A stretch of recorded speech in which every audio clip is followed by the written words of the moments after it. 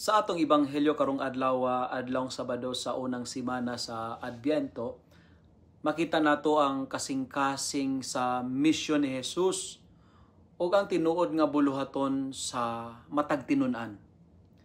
Si Jesus naglibot sa mga baryo o mga lungsod aron magtudlo, musangyaw sa maayong balita o mangayo sa tanang masakiton. Kining buluhaton nagpakita nga ang gingharian sa Dios dili lang pulong, kundili sa mga buhat nga nagdala og kaluwasan sa tibuok kalibutan o sa tibuok katawhan. Grabe ang iyang kaluoy sa mga tao, kay matud pa niya, sila daw mga karnero nga walay magbalantay.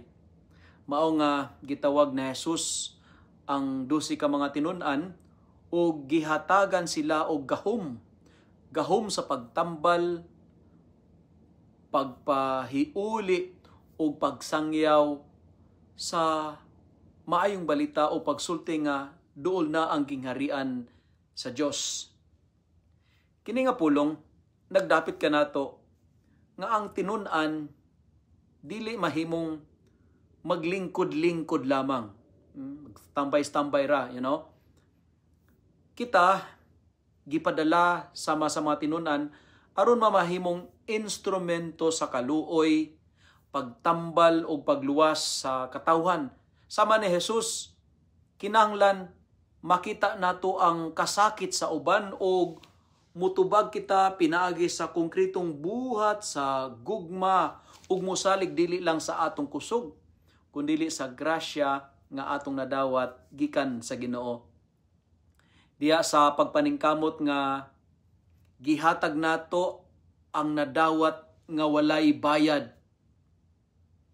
Magpadayon unta ang buhat ni Kristo ngadto sa tibuok kalibutan. Mga igsoon, ang pagbuhat og maayo walay bayad. Ang pagsangyaw sa maayong balita walay kantidad.